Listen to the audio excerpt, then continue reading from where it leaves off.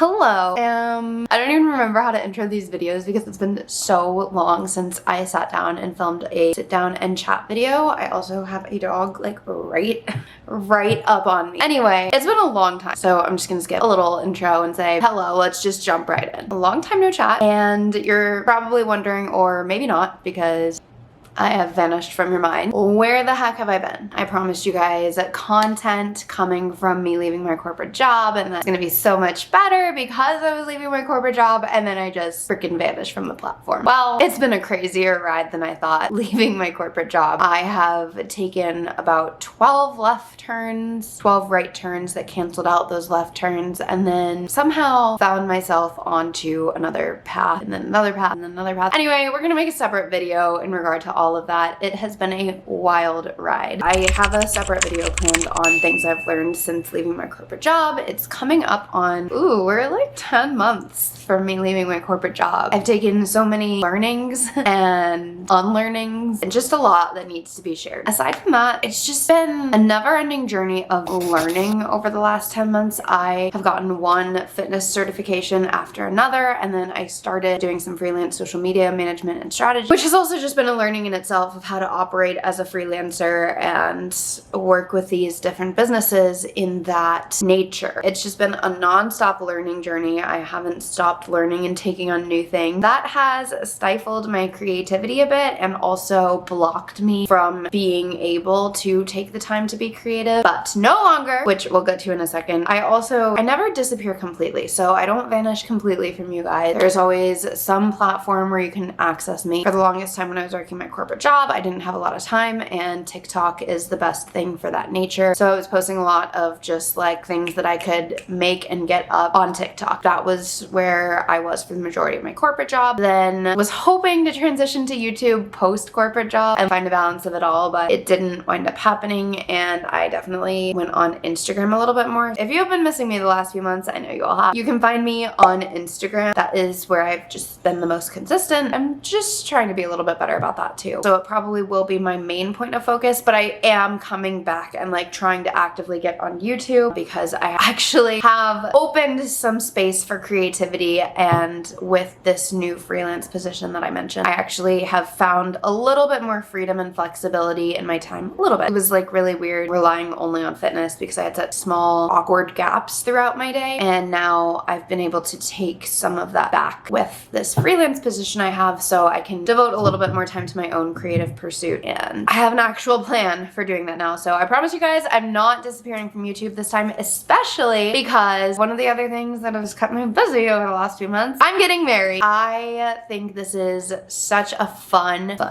and nerve-wracking and huge learning process, so I want to share everything for that journey. I really want to bring you guys along and honestly just document it for myself. I think that there is so much fun and joy and creativity. You know, this season only happens once. I want to be able to document it, share everything that I'm learning in it with you guys so that you can maximize and romanticize and like make the most of your proposal, your engagement seasons. That is why I promise I'm going to be more consistent on YouTube. You can also find me on Instagram. I've been pretty consistent over there with wedding planning vlogs. I want to be even more consistent there because there are so many things that I have in my head that I want to actually put out into the content. So hopefully I'll be able to do that now that I have a little more freedom. Let's get into the actual wedding chat. I thought that it would be appropriate to start with a little bit of my relationship history and go into the proposal story, and then kind of talk about some things that I feel like no one actually talks about in regard to being engaged. Now, keep in mind that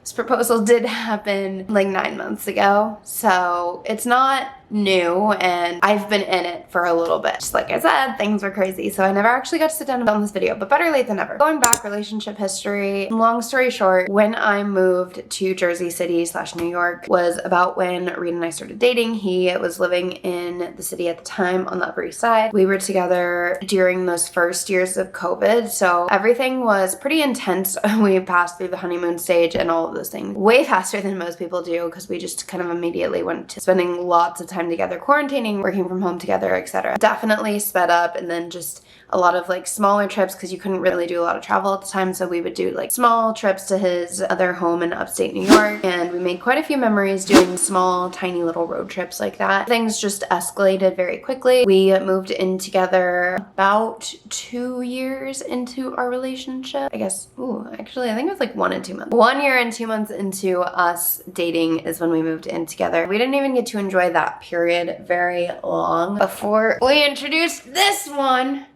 to our lives. He just changed everything. Pretty serious after that. He became more mom and dad and spent a lot more time at home, living a slower life, I'll say. I guess a dog, at least for me, has inspired me to slow down a bit because I used to be all about going out, doing things, like having all this adventurous time, and having a dog has made me enjoy just being home, being a little slower. That was that, and then we moved to Miami when our lease for that apartment ended. From there, it was pretty much like we knew the proposal was coming after we got settled in Miami. 9 months later, in November 2023, he officially proposed. I guess that brings me a little bit more into the proposal story. I always said that I wanted Maui involved to some degree, unless he did it on some major European trip, which quite frankly, with everything that has been going on in our lives, was never going to happen. He spent a lot of time, I think, figuring out exactly how to incorporate Maui. I'm a big beach person. We're getting married on the beach. I think naturally he wanted to include the beach. Now, I started wondering as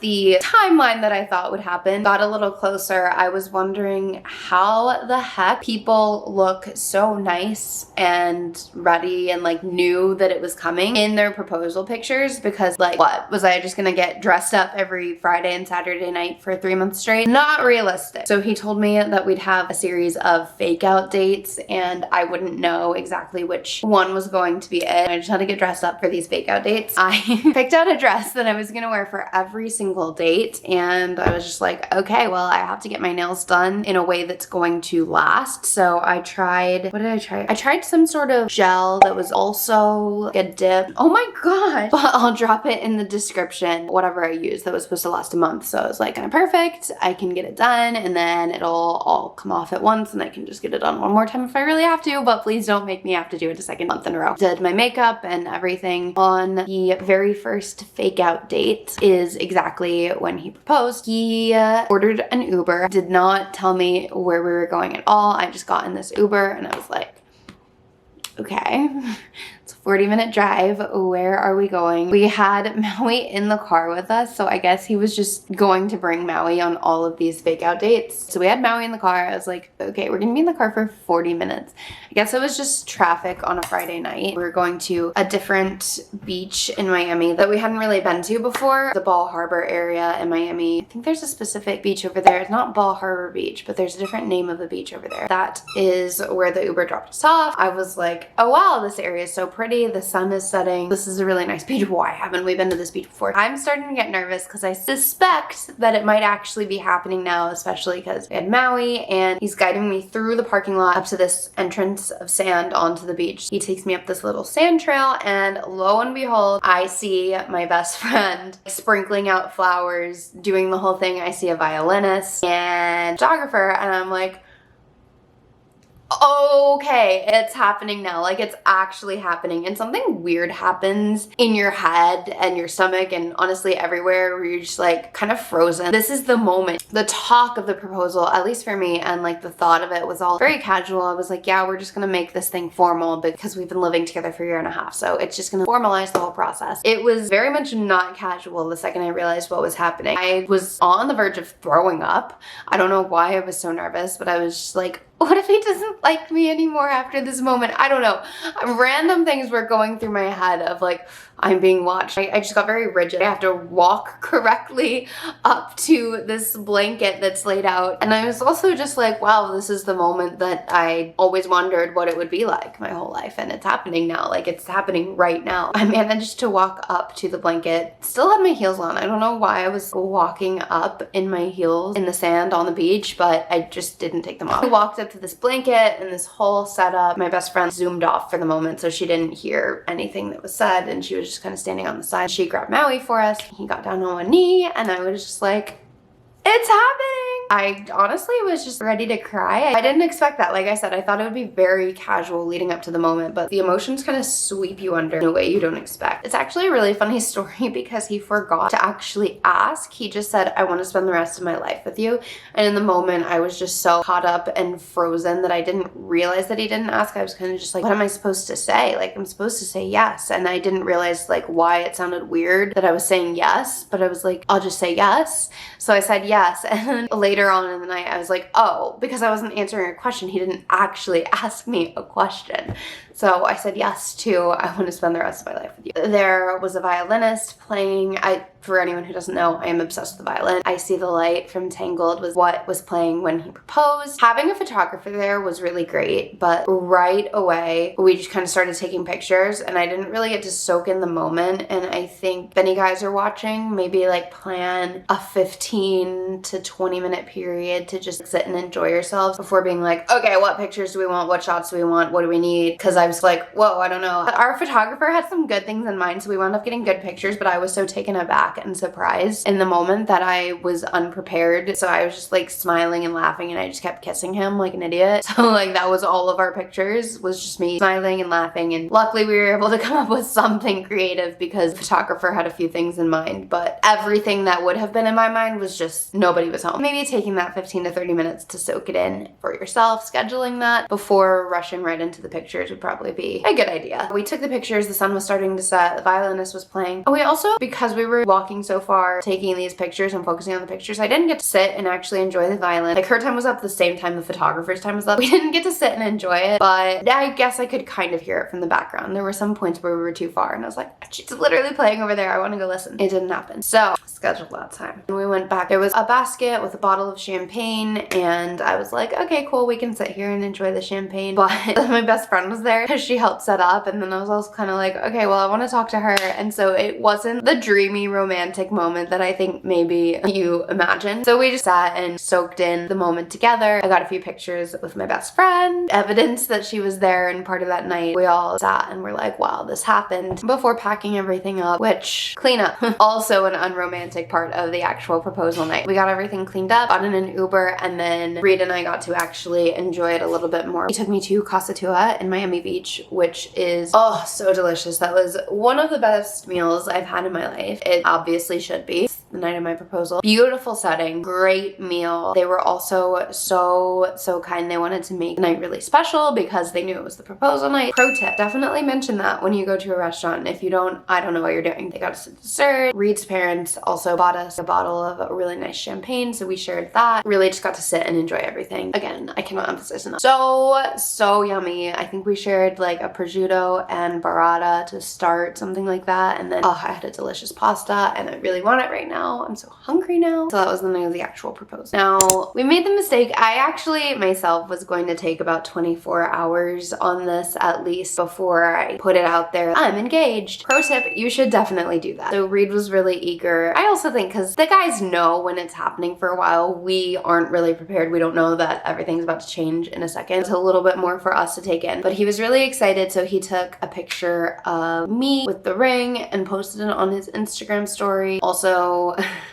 his sister wanted to be in the traditional FaceTime me showing my ring picture and like post that on her Insta story. So the news got out the night of the proposal instantly. So many DMs, so many messages before we made the official announcement. My advice to you would be to not do a soft launch and take however long you need before your hard launch on that. It's really overwhelming. Maybe on my wedding day, I will have more people reach out to me. Up until that point in my life, I had not had that many people reach out to me in one day ever. And it was super overwhelming. I didn't even know where to start. It's just a distraction from your enjoyment of the actual engagement and like the newness of it. And so you immediately just have to jump into response mode. It's just a lot. Take some time on it. Take that time to just enjoy yourselves and be with yourselves and then actually announce it. So that would be one of my first learnings for you from this whole wedding planning process. But it was so great and I really did enjoy the outreach from everyone and just everything and the details on that dinner. It's all so fun. Other things about the fiance era that I feel like people may not touch on so much that I've been enjoying for the last several months, been learning for the last several months, etc. Calling your man your fiance is such an upgrade. Such an upgrade. I was always so annoyed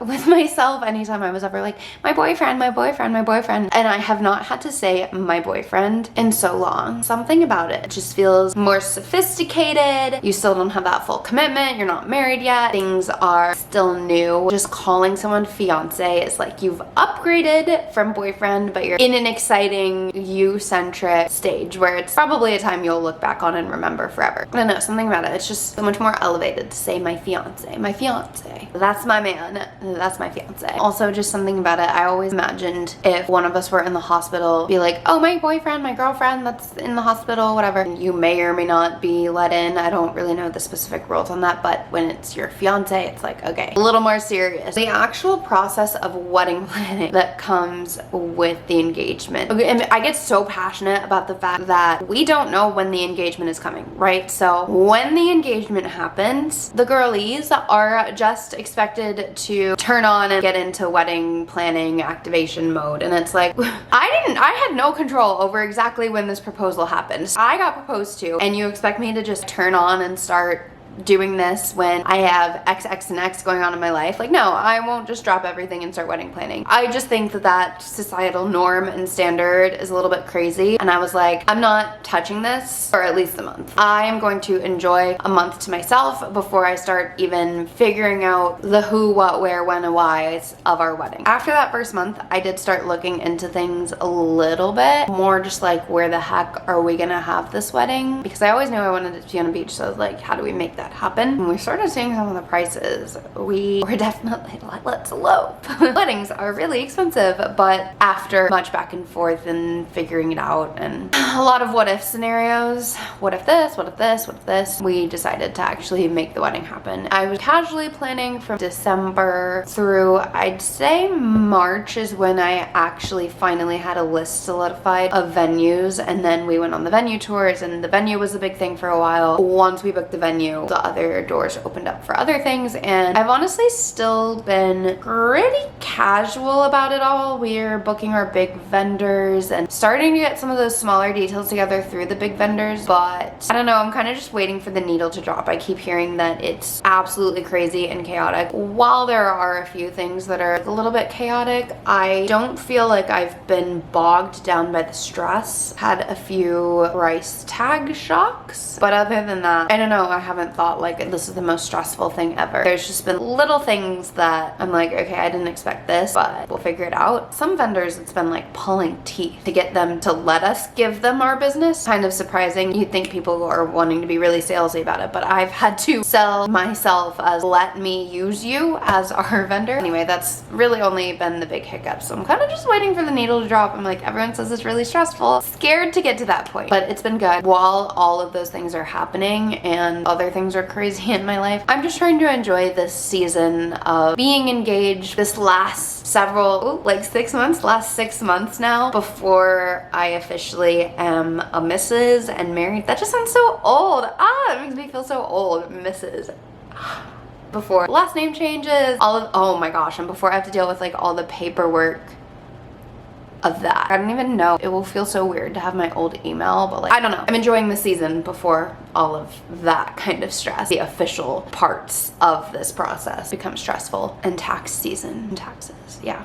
So just enjoying this in the day-to-day. I've seen so many Instagram reels about people that are like, on the date of our wedding day, we're having a date every night leading up to the wedding day. Ours will be on the 1st. So I guess if we wanted to start doing that, we'd probably have to start relatively soon, maybe plan that October 1st. So that might be something fun that we could do to enjoy this process a little more. We're also gonna start some dance lessons, which I'm really excited about. That'll be a fun little thing for the process and a date night and bonding experience. So maybe I'll make a separate video about that too. to and just things we're doing to romanticize the process. A lot of wedding content is going to start coming. Still gonna work on fitness content and everything else. This season only happens once, so I'm really trying to maximize it while I can and share as much of it as I can. Some immediate things that you can look forward to. The next wedding related video will be where to start, because I was like, where do I start? Where to start, how to choose the location, because we also weren't bound to a specific location, which made it 10 times harder, being like, we could have it here, but we could have it here. This may be cheaper, but this would be cheaper for this reason. X amount of people could make it here, but they may not be able to make it here. So it became the whole thing. So I'll make a video on exactly where to get started. I'll make some vlogs also throughout the whole process. I'll just try to start vlogging a little bit more in the life of someone who is less than 6 months out of getting married. I'll probably make separate videos on the process of booking each major vendor and what each major vendor we're going with is coming with and what they're gonna do. None of it is sponsored. Trust me, I wish any of it was sponsored, but I'll be sharing my honest opinions about each vendor and how helpful they've been. If you're going to have any weddings in the Florida area, you can reach out to them too. I think everyone is working so hard together to compile a really special night, and I'm excited for it to all come together. Also just taking it one day at a time and enjoying this season. I'm definitely not trying to hit the gas pedal on the wedding day. I'm more than okay with that taking its time to get here. And in the meantime, I have a couple of other friends' weddings to attend, which is just making things all the more chaotic, but also love being able to be in this season with other friends and pull inspo from them. I do have to say, I think one of my favorite things about this process has been being able to share the fiance era with friends, and that's been a bonding point for us. I think we're always gonna remember we were engaged together at the same time, like going through all of these new emotions and the wedding planning around the same time. It's fun, a lot of fun. I also have a lot of stuff on Instagram already. Like I mentioned, I'm planning to start taking some of those and putting them into YouTube Shorts, so you can be expecting a lot of that to just be batch uploaded. And like I said, I'm just gonna be back on it, guys. I'm back, like actually back this time, and you can be expecting that, what I've learned since quitting my corporate job, very soon, because it's a lot. Anyway, thanks for joining. Hope this was entertaining, a little bit helpful. Let me know in the comments below if there are any specific wedding related questions you're interested in. Let me know if you're a 2025 bride, even end of 2024 bride, if you're in your fiance era as well, or if you're just curious and excited and maybe to eventually be a bride. I don't know. Let me know what phase you're in, or if you just got married and have any advice for me. I'm also all ears for that. So let me know, and hope to see you very soon.